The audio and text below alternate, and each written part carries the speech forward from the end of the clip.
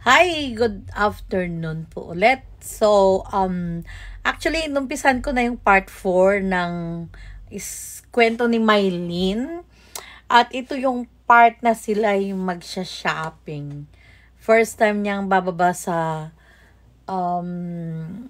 from the kabundukan and going to the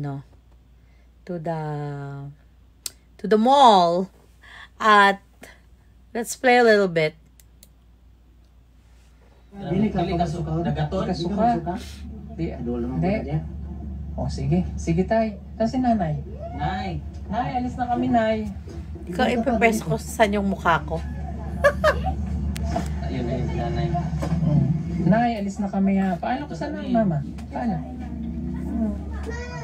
Sige, babalik naman po kami bukas ha. Sige, salamat po. Okay. So, okay. Ha? Mylene. Padabaw ko. Ikaw padabaw ko, ikaw pasaka. Okay, so, Doon sa kabila. So, Ikas na So, kaya tanong kung yan. Malabog. Nakakapunta sa barangay. Kaya napaka-inosente pa nila sa lahat ng kung anong mayroon sa syudad. Nakakain ka na ba sa Jollibee? Ha? Ikaw na Jollibee? Asan sa Jollibee? Nakakain na pala sa Jollibee. Nagkakaroon na ka sa Jollibee? Ano pa? Nakakaw na ka? Wala pa? Ikaw na ka? Nakaang Asa dapit? sa Malabo. Asa Malabog? Wala mang Jollibee sa Wala Malabog. akong Jollibee sa Malabog. Palitan. Napali. May namimigay, sir.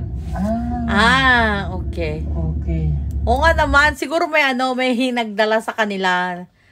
I think this was 2 years ago, so uso pa noon ang COVID, kasagsagan ng COVID. So probably may mga nagdala sa kanila ng Jollibee.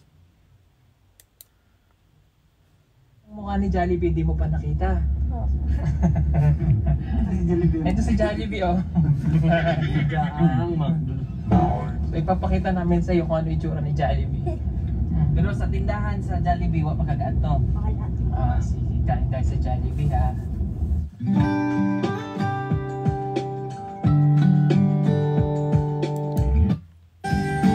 Okay, so Jollibee. It's very, very, talaga na, natutuwa ako, like, okay, so, ang unang-una talagang pagdadalhan sa kanya na kainan is Jollibee. Parang naging kultura na nating mga Pilipino pala ang pagpunta sa Jollibee. Kasi, nung ako yung nasa Pilipinas, so, merong mga abandoned na mga bata na, ini-start nating tulungan, no? So, dinala namin yung dalawang magkapatid na to, dinala namin sa department store, namili ng kanilang mga ginusto nilang damit, sapatos, tsinelas. Pinag-grocery namin sila. And then, okay, so kakain na tayo, ganon. Saan yung gustong kumain? So, syempre, para sa akin kasi, alam nyo yun, yung edad ko na to, hindi na ako na-attract sa Jollibee o McDonald's, mga ganun. Kumbaga, gusto ko yung real food. Kasi naman, kahit dito sa Amerika, may 20 minutes from my house, merong Jollibee. And then, if I go to Philly, pagpunta naman ako ng North Jersey, maraming mga 3, I think, stores sa Jollibee. And then, pag pupunta ka rin ng New York, which is like 1.5 hour drive from here, meron na namang Jollibee. So, para sa akin, nung umuwi ako ng Pilipinas, Jollibee is not a something na gusto kong kainin. Gusto ko talaga yung mga talagang restaurant, yung mga talagang pagkain mga Pilipino talaga na yung mga masasarap na mga ulam, mga ganon. Anyway, so itong dalawang batang ito, I was not good. Sabi nila, kasama namin yung kapatid ko, kasama ko yung pinsan namin, na si Albert, yung aking project manager sa bahay na pinapagawa ko, sa maliit na bahay na pinapagawa ko. So, syempre, saan yung gustong kumain? Tanong namin sa mga bata. Sabi ng mga bata, Jollibee. It's like, lahat kami ng mga matatanda. Ayaw naman si Jollibee. Huwag na tayo kumain na tayo sa iba. So, pumunta kami sa isang restaurant na maganda yung ambience, gano'n. Tapos kumain kami ng chicken inasal. And then, nung last Sunday ko na yun, bago ako bumalik sa Pilipinas sa Amerika. So then, sabi naman sa kanila, 2 weeks before, next time na lang tayo kakain ng Jollibee. And then, nakalimutan namin. Or sinadya namin kinalimutan dahil ayaw talaga namin kumain ng Jollibee. Anyway, now I come to think about it. Habang, ngayon ko napanood to na dadalhin ni Sir Paul, si Mylene sa Jollibee. So now, I just remembered, wait a minute, yung pinako ko pala sa mga bata yun na dadalhin sa Jollibee, hindi ko nadala. So, ang gagawin ko na lang siguro, nung isang araw, pinag-grocery namin yung dalawang bata, no, na magkapatid. So, padala ako ng $100 na galing sa, nag-sponsor sa kanila dito, na yung kaibigan ko, si Jenny. So, pinadala ko yung pera. Pinadala ko na ba? O sabi ko sa project manager ko, okay, $100 ang para sa kanila. So, ngayon, pinag-grocery sila. Kung ano-ano na sinasabi ko. Pinag-usapan lang naman natin is bigla ko lang kasing naalala ang tungkol sa naging kultura nating mga Pilipino na ang Jollibee is somewhere, a restaurant or a place, a place that we should look forward to going to para sa mga bata.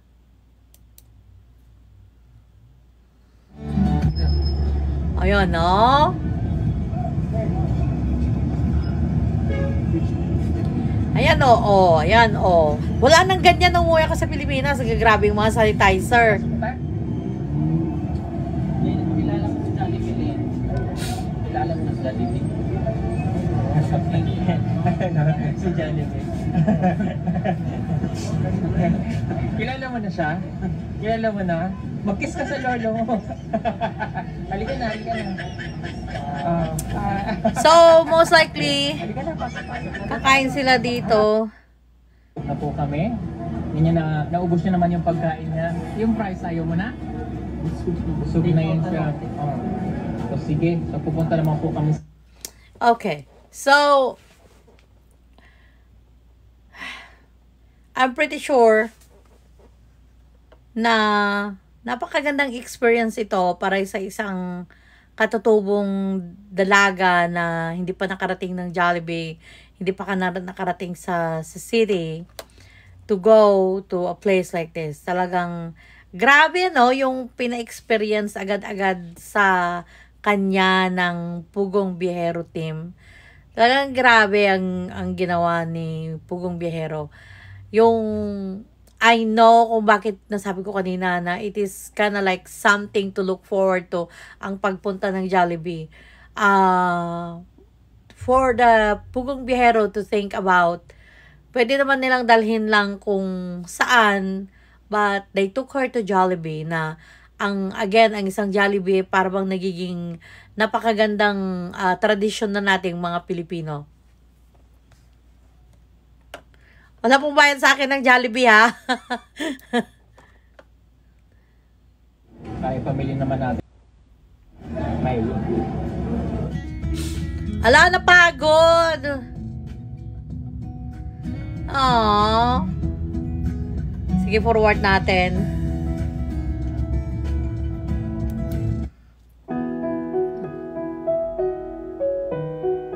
Okay.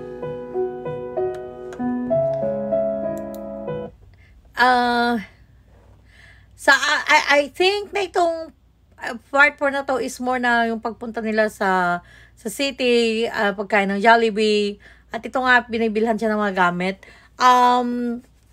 isa rin ito sa mga ginawa ko nung ako'y nasa Pilipinas na random lang po, ginawa ko rin ito na may nakita kong habang nasa grocery kami, may mag-asawang bulag na nakapila sa counter kasi nakapila na kami noon ng pinsan ko. So, yung mag-asawang bulag na to, nag-aakayan sila, no? Kita ko yung laman ng kanilang cart, grocery cart na may asukal, may kape, may maliit na gatas.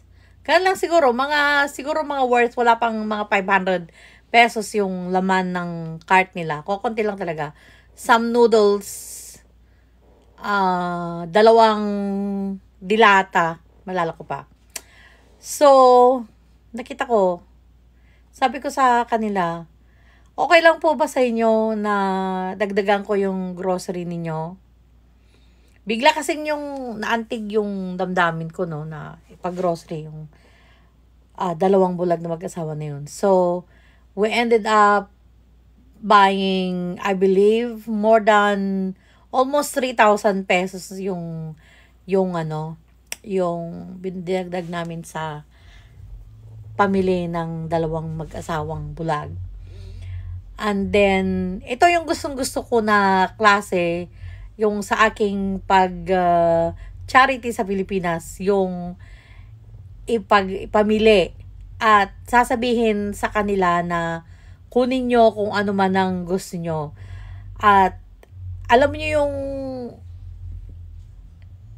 yung part ba na pupunta ka sa supermarket, mag-grocery ka, na hindi mo hahanapin yung pinakamura, hindi mo titignan yung pinakamaliit na size, yung bang sige kumuha ka lang without looking at the price. At marami akong na pinag-grocery sa Pilipinas, dinala ko sila sa grocery store, supermarket. Sabi ko na huwag niyong tignan ang price, kumuha ka na kahit anong gusto mong kunin. Kasi gusto kong iparamdam ba yung mag-shopping ka na hindi mo tinitignan yung presyo. At ganito yung nakita kong ginagawa ngayon dito ni Sir Paul, na dinala si Mylene. Namili lang siya ng kahit anong gusto niya. May pantalon na siya. Oh, dami na niyang binili. Shirt, may bra.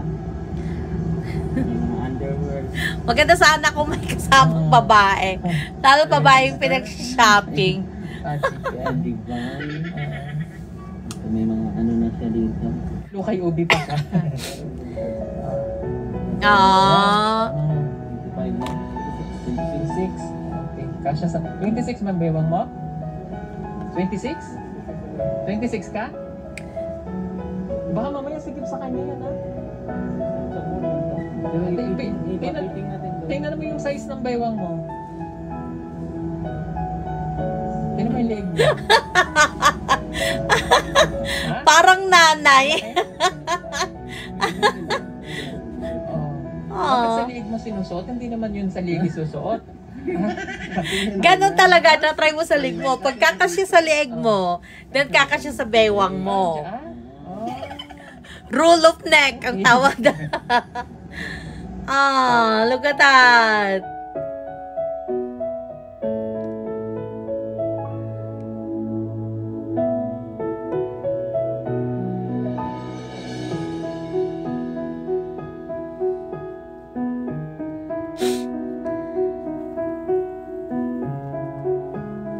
Ibigan ka rin dun sis, Duster. Gusto ko yun. Dito talaga ako excited kasi mahilig ako mag-shopping. So, yung maalala ko na naman na yung mga dinala ko sa supermarket at sa mga department store na mga, sige, mabili ka ng anong gusto mo. Kahit anong gusto mong damit, kahit ilan ang gusto mong damit. Yung bang ganun ba? Tapos sinasabi ng mga mga sales clerk, ay sana all, ganun. Ganun na lang sila ng sana all na lang ng sana all. Kaso nga lang kasi marami sa mga places na ginawa kong yon is hindi ko pwedeng i-record kasi hindi ko rin pwedeng i-play, i-post kasi makaka-copyright ako, may mga music. But anyway, marami akong mga ginawang ganon na hindi ko talaga binidyo. Parang, kasi nga yung out of the blue, nasa grocery ako, bigla akong may nakita na, parang pakiramdam ko na, ipag-grocery mo to. Kasi makikita mo sa itsura na nangangailangan talaga ng tulong. Meron pa yung nasa pharmacy ako, at bumibili ako ng mga gamot ko. At merong isang babae na may dala-dala siyang baby. At tinatanong niya kung magkano yung total ng babayaran niya. Tapos nung sinabi yung amount, sabi niya, ito na lang po ang kunin ko. Parang antibiotic for the baby yata yun. Ito na lang po ang kunin ko. Ito na lang po yung kunin ko, sabi niya. Para lang magkasya sa pera niya. So, sabi ko na, wag na, kunin mo na lahat. Sinabi ko sa sales clerk ng Mercury Drug na, bigyan nyo na lahat kung ano yung reseta. Ako na lang magbabayad. Yung pakiramdam ba na nakakatulong ka kahit sa mga maliit na pamamaraan na ganon is napakasaya. Ang saya-saya sa dibdib. At how much more na yung ginagawa ng Pugong Biyahero team na ayan, kagaya niyan. 'Di ba yung sa mga first, second part, third part na sinasabi na na babayaran na lang yung price ng kalabaw. At sinabi din ninyo sa mga comments ninyo, ayaw kong i-advance yung panonood, Sabi rin ninyo sa mga comments ninyo na si Sir Paul din ang nagpagawa ng mga bahay-bahay. Yung Russell, tungkol kay Russell, yung mga bahay-bahay doon. So, yun ang gusto kong gawin. Darating yung time na gusto kong gawin yon. Kaya sabi ko, Lord, sana pagpalain ako at makakatulong ako na kahit more than what I can. Kaya excited ako sa episode na to. Kaya ang dami kong tigil kasi excited ako pag ganito yung tungkol sa shopping.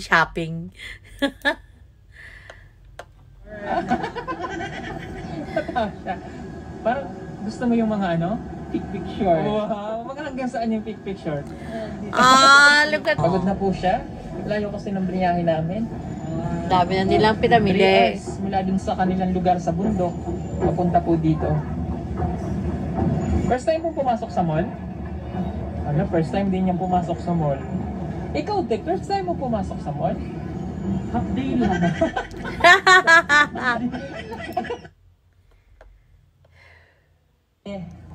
Ayan, may headquarters din palang Si Pugong Miley. Biyahero team. Oh. Ay, bakit na? Sakay sa mayan sila nagdaan, nakita? Ala, sis. Dapat palang lahi na. So, ibig sabihin, may lahi silang dalawa. May lahi talaga sila. Lahing? Mga kababayan natin katutubo. Opo, ayan. Ito po kasi si ate, ang kasambahay namin ay may lahi po rin siyang katutubo. So kung ikaw, anong ang lahi mo? Virgin coconut. Ikaw, anong lahi mo? Anong lahi mo? May layak ni Erming. Anong Erming? Ermitanyo? Rumi sa araw, misa gabi. Ermitanyo. Ay, Ermitanyo. O yan, si ate. Ito po talagang si ate, may lahi po. Sige po.